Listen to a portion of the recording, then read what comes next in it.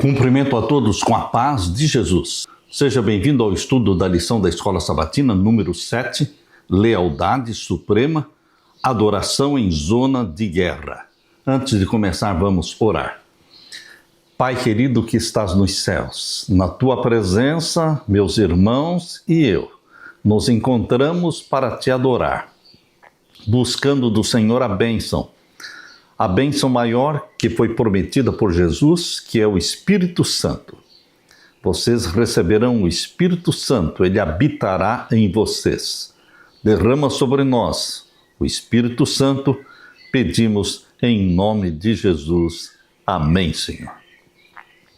Lealdade suprema, adoração em zona de guerra. Antes da guerra, o importante não era preparar armas, criar estratégias. Antes da guerra, o importante era orar, buscar a Deus, consagrar-se a Deus. Este é o ensinamento de Deus para você essa semana.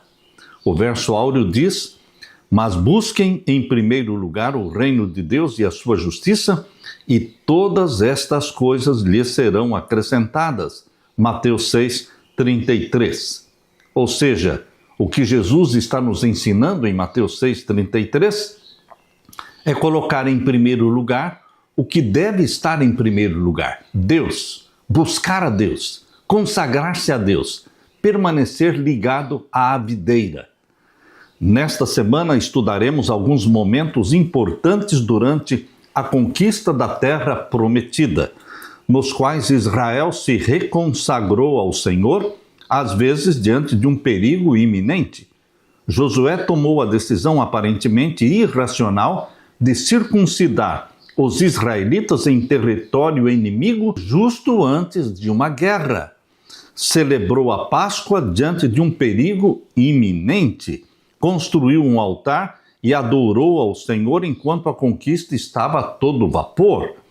E montou o tabernáculo do Senhor quando 7 tribos em Israel ainda não haviam recebido sua herança. Em meio à correria da vida, tendemos a focar nas urgências que surgem diariamente. Com frequência, deixamos de lado momentos de qualidade para renovar nosso compromisso com Deus, fazer uma pausa e expressar gratidão por tudo que Ele tem feito e continua a fazer por nós. O culto matutino e o vespertino, assim como o altar da família, parecem fora de lugar nessa vida corrida que todos nós temos. Uma vida cheia de rotina, agitada, guiada pela conveniência e pela busca de realizações pessoais. Parece que o culto vai atrapalhar, parece que não temos tempo para o culto da manhã e o culto da noite. Contudo, no fundo, todos sabemos que os momentos passados com Deus e com os nossos entes queridos são o uso mais valioso do nosso tempo limitado. Jesus disse: busque em primeiro lugar o reino de Deus. Coloque Deus em primeiro na sua vida, levantando-se de manhã, ajoelhando-se, adorando a Deus, estudando a Bíblia, fazendo culto com a sua família. Coloque Deus em primeiro lugar. E todas as outras coisas serão acrescentadas. Deus prometeu, Deus vai cumprir. Acredite. Aleluia. Na parte de domingo, primeiro a aliança. Abra sua Bíblia agora em Josué capítulo 5 e os versos 1 até o verso 7. Porque o Senhor ordenou a Josué que circuncidasse a segunda geração de israelitas naquele momento específico da conquista de Canaã? Toda aquela multidão que saiu do Egito já saiu circuncidada. Mas todos aqueles que nasceram durante os 40 anos na travessia do deserto não tinham sido circuncidados. E então Deus falou com Josué e ele decidiu obedecer a Deus, circuncidando aquela segunda geração. Leia então Josué capítulo 5, versos 1 até o verso 7. A partir do verso 2, vamos ler. Naquele tempo o Senhor disse a Josué: faça facas de pedra e passe de novo a circuncidar os filhos de Israel. Então Josué fez facas de pedra e circuncidou os filhos de Israel em Gibeate Aralote.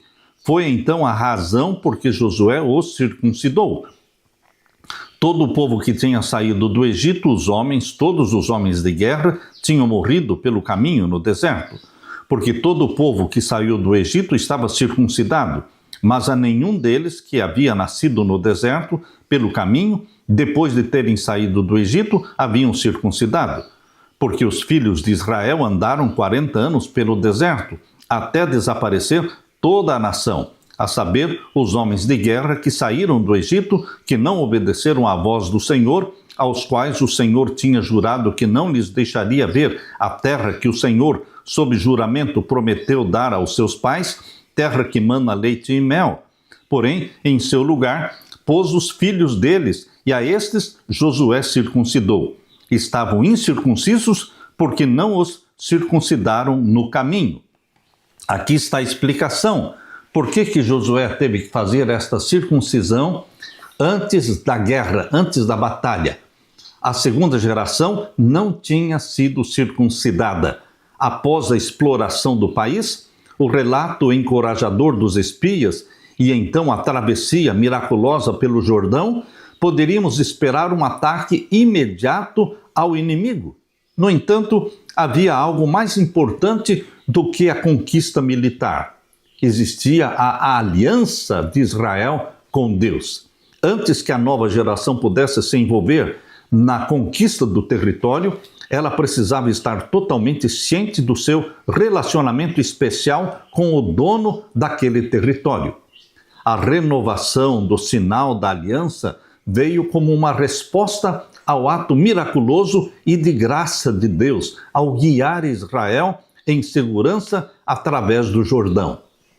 Nossa aliança com Deus deve ser sempre uma resposta de gratidão pelo que Ele já fez por nós e nunca uma tentativa de obter benefícios por meio de uma obediência legalista às suas exigências. Esse conceito foi fundamental nos conflitos de Paulo com aqueles que insistiam em que os gentios convertidos fossem circuncidados, como vemos claramente na carta que ele escreveu aos Gálatas. Israel estava à beira da maior campanha militar da sua história e poderíamos ver que todo o acampamento estivesse focado nos preparativos de guerra. Na verdade, eles estavam focados, mas não da maneira convencional. Em vez de preparar os cavalos, em vez de afiarem as espadas, eles se dedicaram a um ritual que deixou a maior parte da força de combate vulnerável por pelo menos 3 dias, porque foram circuncidados.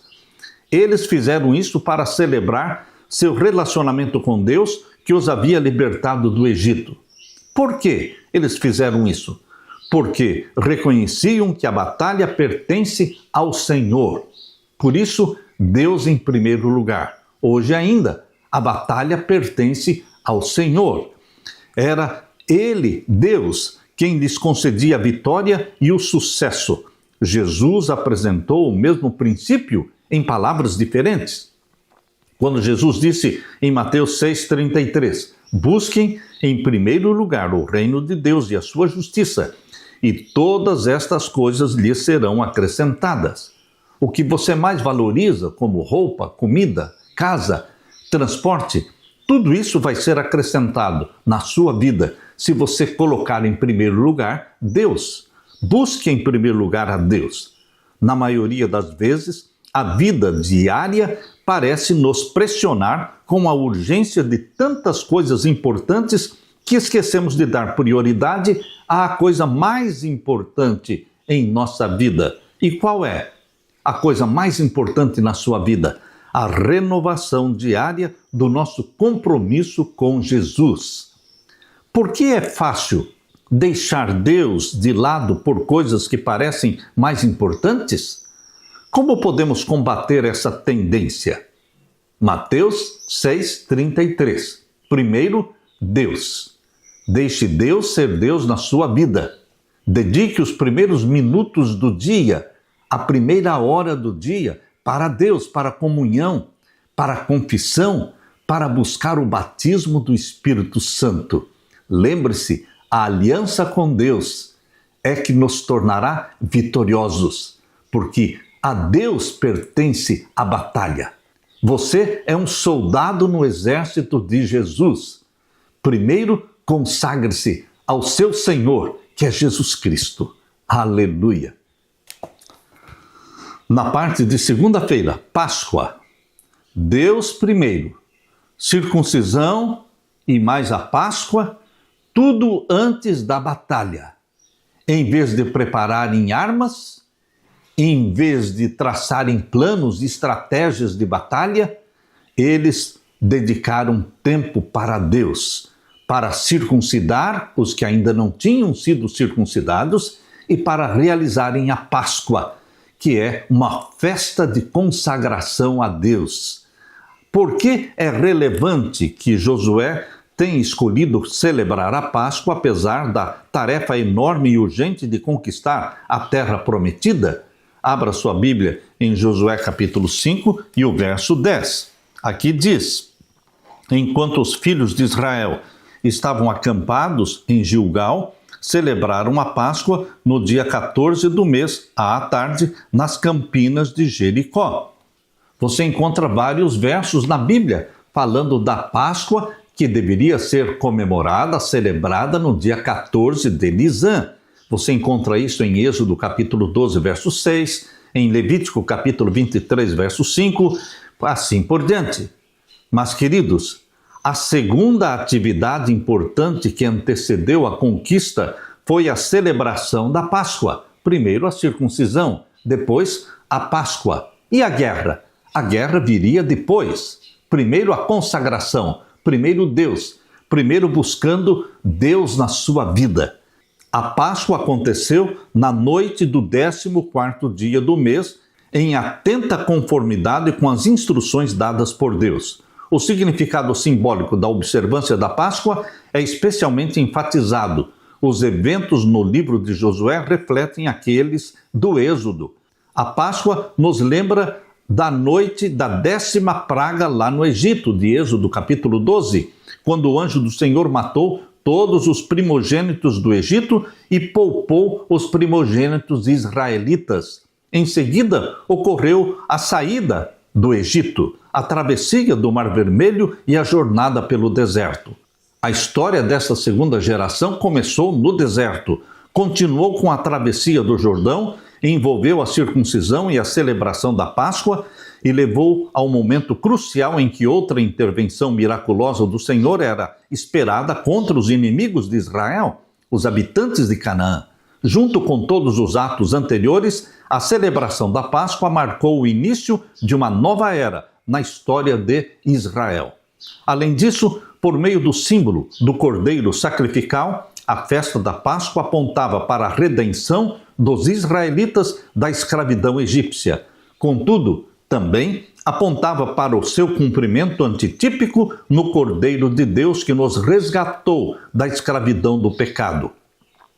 Na ceia do Senhor, a festa que Jesus instituiu antes da sua morte na cruz, ele instituiu a ceia do Senhor. Antes de se oferecer como sacrifício supremo, Jesus transformou a Páscoa em um memorial da sua morte. Isso está em Mateus 26, 26 a 29. No entanto, a Páscoa e a ceia do Senhor sinalizam uma realidade ainda mais gloriosa: a multidão redimida entrando na Canaã celestial. Queridos, a Páscoa celebrou a vitória, a conquista da terra prometida, porque eles celebraram a Páscoa para entrar na terra de Canaã. Assim também você e eu, que pertencemos ao remanescente de Deus, agora no tempo do fim. Primeiro deveremos nos consagrar a Deus, buscando a aliança com Deus, e então vamos entrar na Canaã celestial. No Apocalipse, João retrata esse evento antitípico da travessia do deserto, porque no Apocalipse mostra os 144.000 sobre o monte de Sião com Jesus Cristo e mostra uma multidão de salvos sobre o mar de vidro em Apocalipse capítulo 15.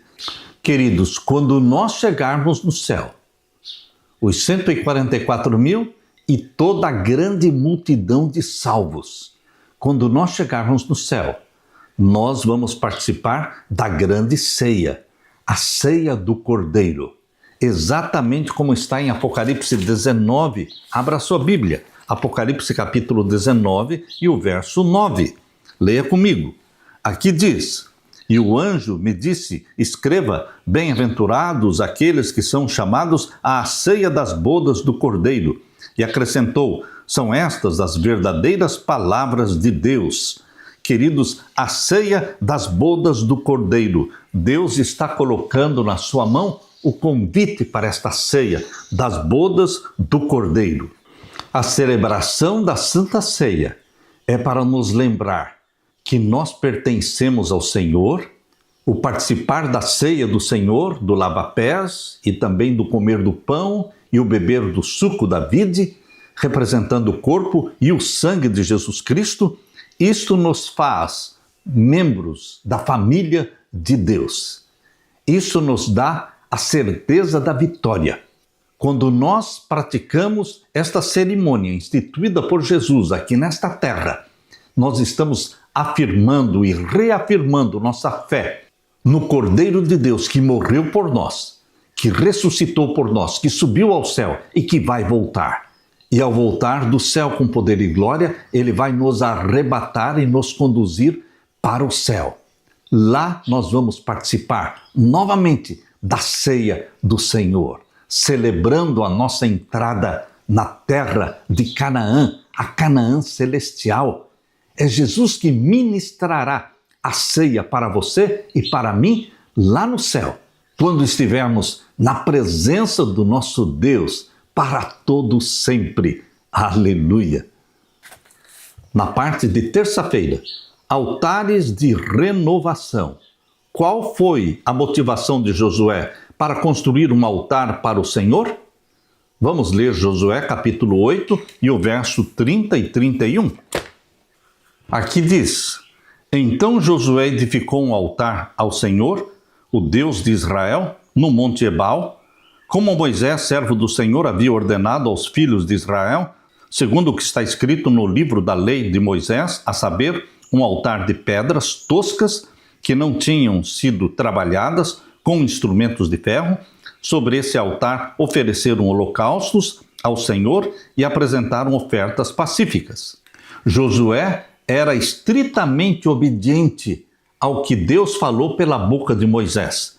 Exatamente como Moisés pediu, orientou. Assim, Josué fez. Moisés disse para ele: você vai construir um altar de pedras toscas que não tinham sido trabalhadas com instrumentos de ferro, e sobre esse altar oferecerá holocaustos ao Senhor e apresentará ofertas pacíficas.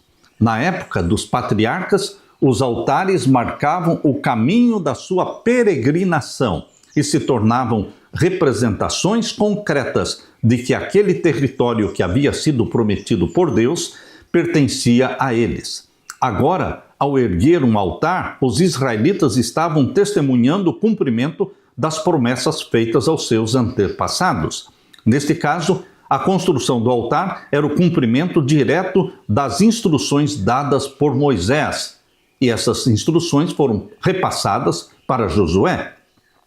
Josué capítulo 8, versos 30 até 35, ali diz, verso 32 em diante, ali Josué escreveu em pedras uma cópia da lei de Moisés, que este já havia escrito diante dos filhos de Israel. Todo Israel, tanto estrangeiros como naturais, com os seus anciãos, os seus chefes e os seus juízes estavam de um e de outro lado da arca, diante dos sacerdotes levitas que levavam a arca da aliança do Senhor. Metade deles se postou em frente do monte Gerizim e a outra metade em frente do monte Ebal, como Moisés, servo do Senhor, havia ordenado anteriormente, para que o povo de Israel fosse abençoado. Depois, Josué leu todas as palavras da lei, a bênção e a maldição, segundo tudo o que está escrito no livro da lei. Não houve uma só palavra de tudo que Moisés havia ordenado que Josué não lesse para toda a congregação de Israel e para as mulheres, as crianças e os estrangeiros que viviam no meio deles. Josué foi estritamente obediente a todas as orientações e a todos os detalhes dados por Deus através de Moisés. Queridos, Josué capítulo 8, versos 30 a 35, desempenha um papel significativo na mensagem teológica do livro. Ao conectar uma das histórias mais horripilantes e violentas, que se chama guerra, a algo totalmente diferente, como uma cena de reafirmação da aliança, que é a adoração a Deus, Josué nos remete a um dos temas teológicos mais importantes destacados no início do livro dele, o livro de Josué, a tarefa de conduzir Israel a uma vida de obediência à aliança com Deus. Essa mesma responsabilidade é refletida nas palavras finais de Josué ao povo, lá em Josué capítulo 24. Apesar da importância da guerra e da conquista, existe algo mais fundamental, mais importante, que é a lealdade às exigências da lei de Deus. A conquista era apenas um passo no cumprimento do plano de Deus para Israel e da restauração de toda a humanidade. A fidelidade aos preceitos da Torá é a questão central no destino da humanidade. Josué escreveu a cópia da lei em grandes pedras caiadas, distintas das pedras do altar. Assim, as pedras que provavelmente continham os 10 mandamentos formavam um monumento separado nas proximidades do altar, lembrando constantemente os israelitas dos privilégios e deveres que faziam parte da aliança. O nome Josué no Antigo Testamento se pronuncia como sendo Yoshua. Yoshua no Novo Testamento é Jesus. Portanto, o nome Josué em hebraico é o mesmo nome Jesus, dado pelo Deus Pai ao seu filho. E a missão de Josué era, entre outras coisas, levar a humanidade de volta à obediência a Deus. Assim como Jesus também. A sua missão era não somente nos salvar e nos perdoar os pecados, mas nos conduzir de volta a Deus, a obediência a Deus. Para atingir esse objetivo, Josué teve que empreender um conflito com os poderes do mal. Seu objetivo final era cumprir os requisitos da aliança em nosso favor. Em Cristo, cada uma das promessas de Deus é sim para você. Por essa razão, por meio dele, de Cristo, dizemos amém para a glória de Deus. Meu querido irmão, Josué introduziu o povo de Deus na terra de Canaã. Jesus Cristo introduzirá o povo de Deus na nova terra, que mana leite e mel. Que práticas espirituais dos dias de hoje cumprem função semelhante à de construir um altar nos tempos antigos? O culto da manhã, o culto da noite, a ceia do Senhor. Quando nós participamos dos cultos em casa diariamente, quando nós participamos da ceia do Senhor, nós estamos reafirmando nossa fé. Nós estamos construindo altares de renovação da nossa fé. Deus incumbiu você, pai, você, mãe, de construir esses altares nos seus lares. O altar da família é o culto da manhã, é o culto da noite, quando pais e filhos se consagram a Deus, quando estudam a Bíblia, quando as histórias da Bíblia são contadas e os prodígios e maravilhas operados por Deus são relembrados, são contados e recontados, passando de pai para filhos. Queridos, Deus quer construir altares na sua casa, na sua família. Este é um sinal de que o nosso lar pertence a Jesus. Aleluia! Na parte de quarta-feira, escrito em pedras. Deus sabe que nós temos memória curta. Por isso ele faz tudo para nos lembrar. Não deixar que você esqueça daquilo que não pode ser esquecido. Abra sua Bíblia e vamos ler Josué capítulo 8 e os versos 32 a 35. Ali, Josué escreveu em pedras uma cópia da lei de Moisés, que este já havia escrito diante dos filhos de Israel. interessante é que as pedras usadas para o altar eram pedras toscas. No entanto, Deus pediu para Josué escrever a lei novamente em pedras. Uma cópia da lei de Moisés foi escrita em pedras. Neste caso, pedras caiadas, pedras pintadas com cal. Foram bem visíveis.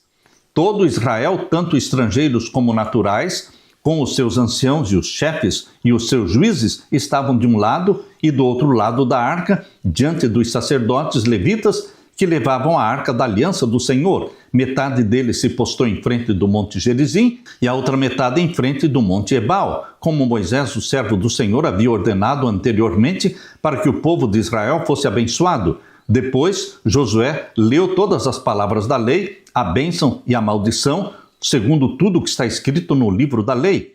Não houve uma só palavra de tudo que Moisés havia ordenado que Josué não lesse para toda a congregação de Israel e para as mulheres, as crianças e os estrangeiros que viviam no meio deles. Aqui no verso 32 deixa claro, ali Josué escreveu em pedras uma cópia da lei de Moisés, que já este havia escrito diante dos filhos de Israel. Queridos, o Monte Ebal é mencionado apenas em Deuteronômio e no livro de Josué. Junto com o Monte Gerizim, era o local onde as bênçãos e maldições da aliança deveriam ser proferidas. Mais especificamente, o Monte Ebal seria o local das maldições. Lá os israelitas deveriam ficar de pé em ambos os lados da arca, na presença dos sacerdotes. Um grupo ficou em frente ao Monte Ebal e outro grupo em frente ao Monte Gerizim. Com isso, eles representavam simbolicamente as duas maneiras possíveis de se relacionar com a aliança. Os sacrifícios oferecidos nesse local apontavam para Jesus, que tomou sobre si as maldições da aliança, para que todos os que crescem nele pudessem desfrutar dessas bênçãos. Por que era necessário escrever uma cópia da aliança em um monumento visível para todos? Por que Deus pediu? Para que o povo não se esquecesse. Nós temos memória curta, mas Deus nos lembra os seus mandamentos. Abra sua Bíblia em Deuteronômio capítulo 8 e vamos ler o verso 11. Leia comigo, Deuteronômio 8, verso 11. Tenham cuidado de não se esquecer do Senhor seu Deus, deixando de cumprir os seus mandamentos, os seus juízos e os seus estatutos que hoje lhes ordeno. Repetidamente, Deus usou esta frase: tenham cuidado de não se esquecer do Senhor. Não se esqueça do Senhor. Deus sabe que nós costumamos esquecer. Frequentemente esquecemos as coisas com facilidade. À medida que acumulamos as crescentes e desconcertantes demandas da vida diária, nossa atenção se concentra em períodos de tempo cada vez mais curtos. Isso faz nos esquecer, muitas vezes, aquilo que não ocorre com a mesma frequência ou mesma intensidade. Em cada ceia do Senhor, temos uma oportunidade especial para nos comprometer novamente com Cristo e renovar nosso vínculo com a aliança. É fundamental enxergar essas ocasiões da ceia do Senhor não apenas como momentos de reconsagração pessoal, mas também como oportunidades de renovação coletiva da nossa fidelidade a Deus. Em uma sociedade cada vez mais voltada para o individualismo, é essencial redescobrir o poder de pertencer a uma comunidade que compartilha a mesma visão de mundo, a mesma visão de valores, crenças e missão. Participarmos juntos da ceia do Senhor nos une, fortalece a nossa união e fortalece a nossa fé. Por que é tão fácil esquecer do Senhor e confiar apenas em nossas forças, especialmente quando tudo vai bem? Ao mesmo tempo que Deus falou através do apóstolo Paulo, esquecendo-me das coisas que para trás ficam. Deus quer que você se esqueça das coisas que para trás ficam e olhando para o alvo, para a suprema vocação, para o Salvador Jesus Cristo, esquecendo-me das coisas que para trás ficam, da sua vida errada, da sua vida pecaminosa. Mas Deus não quer que você se esqueça do grande sacrifício feito por Jesus Cristo na cruz do Calvário. E para refrescar a nossa memória, Deus instituiu a ceia do Senhor. Cada vez que você participa da ceia do Senhor, você está reafirmando a sua fé no sacrifício de Jesus Cristo, que morreu, que ressuscitou, que subiu ao céu e que vai voltar. Isso fortalece a nossa fé. E Deus derrama o Espírito Santo sobre você, quando você está se consagrando a Deus. Portanto, use estes altares, esses monumentos criados por Deus, que é a ceia do Senhor, participando dela, e também os altares da família, o culto da manhã e o culto da noite, para que Deus esteja presente na sua vida, no seu lar. Em vez de você falar, Senhor, eu não tenho tempo, você diga, Senhor, eu tenho tempo sim. Tempo para a oração, tempo para a confissão dos meus pecados, tempo para o estudo da palavra de Deus, tempo para fazer o culto da manhã e o culto da noite com os meus filhos. Senhor, eu tenho todo o tempo dedicado, voltado para o meu Deus, a quem eu sirvo. Aqueles que dizem que não têm tempo são os que menos fazem. Você cria o tempo, você faz o tempo para aquilo que é prioridade. Busque em primeiro lugar o reino de Deus e a sua justiça. E tudo o que preocupa você, tudo o que você necessita, será acrescentado. Aleluia! Na parte de quinta-feira, ansiando por sua presença. O que existe de mais importante na sua vida? A presença de Deus. Deus presente em mim, vivendo em mim, porque sou o templo do Espírito Santo. Vivendo no meu lar, porque o meu lar é um santuário de Deus. E aqui eu construí os altares para Deus, os cultos da manhã e os cultos da noite. Nós temos que ansiar pela presença de Deus em nossa vida. Por isso Jesus disse, não vos deixarei órfãos, voltarei para vocês, eu derramarei sobre vocês o Espírito Santo. Vamos ler agora Josué capítulo 18 e o verso 1 e 2. Qual foi a atividade que fez Josué interromper o processo da distribuição do território? Josué capítulo 18, versos 1 e 2. Toda a congregação dos filhos de Israel se reuniu em Siló e armaram a tenda do encontro, e a terra estava sujeita diante deles. 7 tribos dos filhos de Israel ainda não tinham recebido sua herança. Então Josué disse aos filhos de Israel, até quando vocês terão preguiça de entrar e tomar posse da terra que o Senhor, o Deus de seus pais, deu para vocês? Após a descrição dos territórios atribuídos às 2 maiores tribos no lado oeste do Jordão e à meia tribo de Manassés, houve uma assembleia da congregação em Siló, onde a terra foi dividida entre as 7 tribos menores que ainda não tinham recebido a herança. O estabelecimento do santuário, que Deus chamou de meu tabernáculo, representa o cumprimento da promessa do Senhor de viver no meio do seu povo. Êxodo capítulo 25, verso 8, Deus disse, me fareis um santuário para que eu possa habitar no meio de vocês. Deus sempre quis habitar no meio do seu povo. Lá no Jardim do Éden, Deus visitava Adão e Eva na viração do dia, ou seja, todo entardecer, Deus visitava Adão e Eva na viração do dia. Quando Deus pediu que Moisés construísse o santuário, era com o objetivo de habitar no meio de Israel. Por isso o santuário ficava bem no meio do acampamento. Ali estava a presença de Deus. Quando Salomão construiu o templo, Deus habitava no meio da nação. Queridos, finalmente Jesus Cristo veio para habitar no nosso meio, se tornou um de nós. E quando Jesus subiu para o céu, ele disse, eu não deixarei vocês órfãos, eu voltarei para vocês através do Espírito Santo. Ele habitará em vocês, fará morada em vocês. E nos tornamos, então, templos do Espírito Santo. Nós precisamos valorizar a presença de Deus em nossa vida. A mensagem central do livro de Josué é a presença de Deus no meio de Israel. E foi isso que tornou possível a posse, a conquista da terra prometida.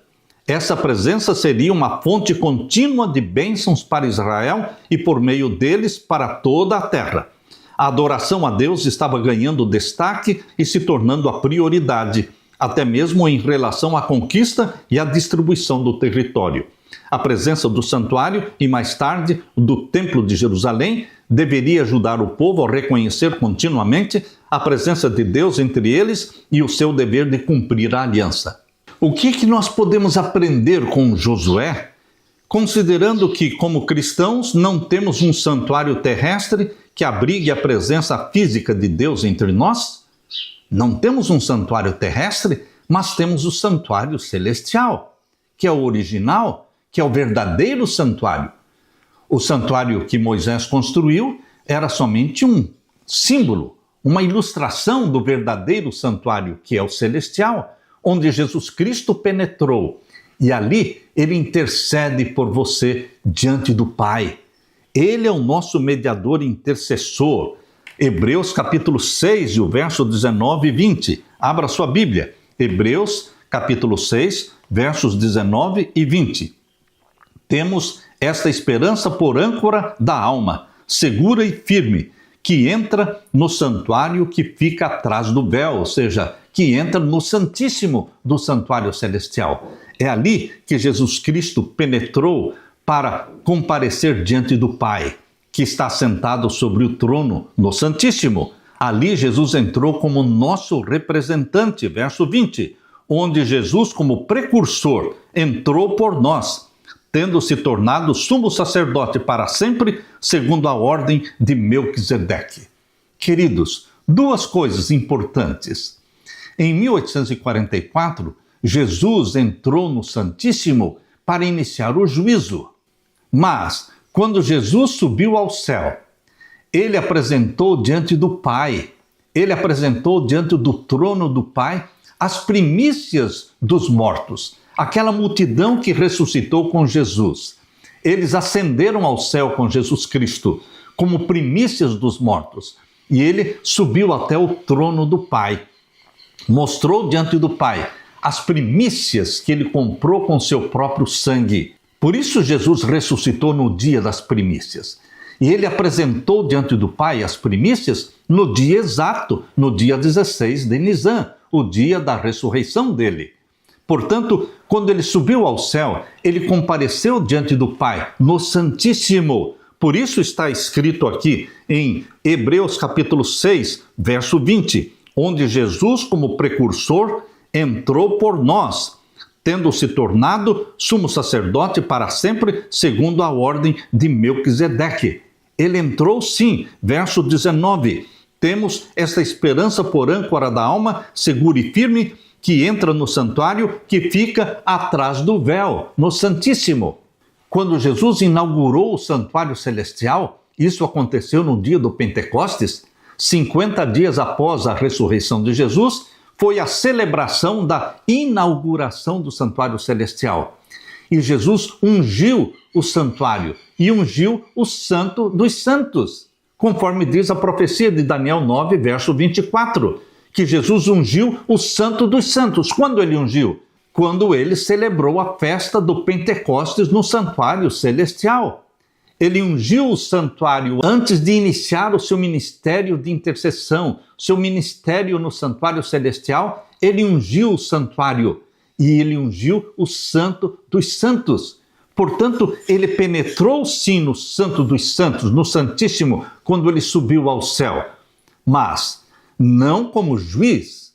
Como juiz para oficiar o juízo celestial, ele entrou no Santíssimo em 1844, conforme a profecia de Daniel 8,14, que diz até 2.300 tardes e manhãs, e o santuário será purificado.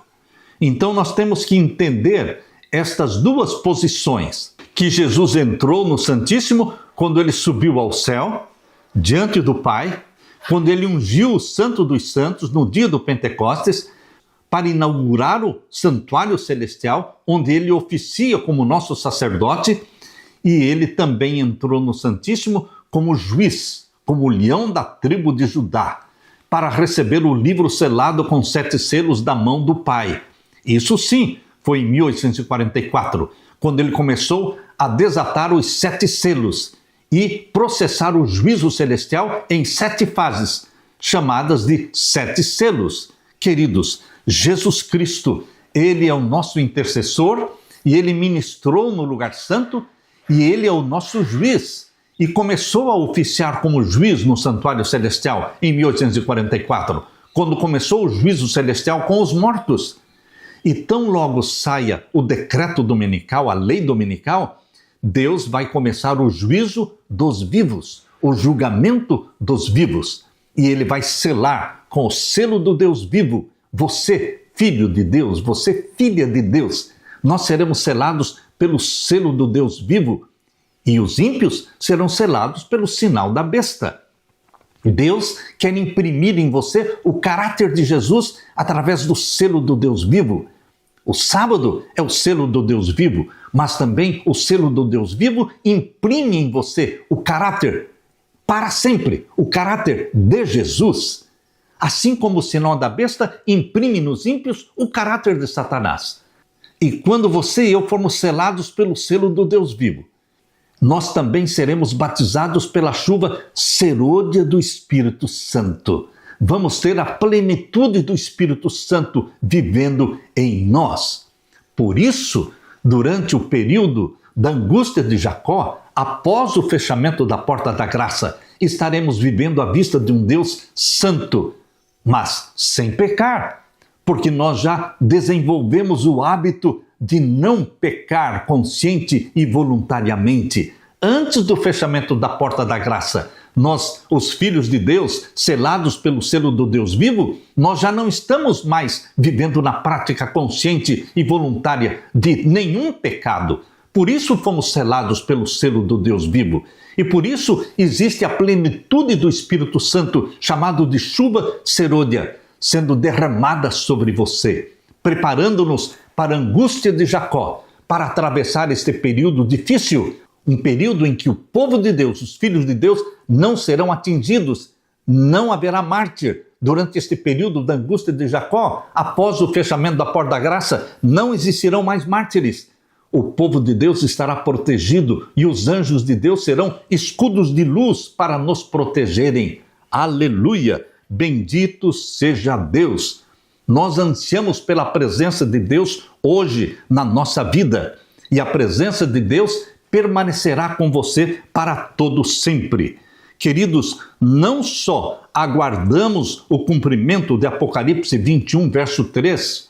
O que diz em Apocalipse 21, verso 3? Que o tabernáculo de Deus, que é o santuário celestial, vai descer do céu para a terra, a Nova Jerusalém. Isso no final dos 1000 anos. Deus vai habitar conosco. Nós queremos e ansiamos e valorizamos a presença de Deus? Sim. Por isso Ele vai habitar entre nós, porque o trono de Deus estará aqui na terra, na Nova Jerusalém, que vai descer do céu. Isso está em Apocalipse 21, verso 3. Mas não estamos esperando pela presença de Deus somente no final dos 1000 anos. Nós queremos a presença de Deus agora, já, na nossa vida. Por isso o Espírito Santo habita em você. E você é templo do Espírito Santo. Deus quer batizar você, meu irmão, com a chuva temporã e a chuva serôdia. Imprimir em você o caráter de Jesus Cristo. Hoje é o tempo de receber o Espírito Santo. Hoje é o tempo de fazer do nosso corpo templo do Espírito Santo. Por isso, eu quero terminar lendo para você a primeira carta de Paulo aos Coríntios, capítulo 6. Primeira carta de Paulo aos Coríntios, capítulo 6, verso 19. Diz assim: será que vocês não sabem que o corpo de vocês é o santuário do Espírito Santo? Você tem consciência de que o seu corpo é santuário do Espírito Santo? Que o Espírito Santo habita em você? E o Espírito Santo habitando em você, ele implanta a mente de Jesus em você. Será que vocês não sabem que o corpo de vocês é o santuário do Espírito Santo que está em vocês e que vocês receberam de Deus e que vocês não pertencem a vocês mesmos? Porque vocês foram comprados por preço. Agora, pois, glorifiquem a Deus no corpo de vocês. Que alegria sermos templos do Espírito Santo. Jesus era um templo do Espírito Santo quando viveu 33 anos aqui na terra. O Espírito Santo habitava em Jesus Cristo. O Espírito Santo quer habitar em você. O Espírito Santo habitando em mim e em você, implanta em você e em mim o caráter de Jesus. Todos aqueles lindos traços de caráter revelados no fruto do Espírito Santo, em Gálatas capítulo 5, verso 22 e 23. Aqueles traços de caráter de Jesus, o amor, a bondade, a benignidade, a fidelidade, a temperança, o domínio próprio. Todos esses traços do caráter de Jesus nos são transmitidos, comunicados através do Espírito Santo que habita em nós. E o que você diz? Aleluia! Bendito seja Deus por esta promessa. Vem, Senhor Jesus Cristo, viver em nós. Derrama o Espírito Santo sobre mim e os meus irmãos. Que o Espírito Santo habite em nós, porque somos templos do Espírito Santo. Nós ansiamos pela presença, a Tua presença, Deus, em nossa vida.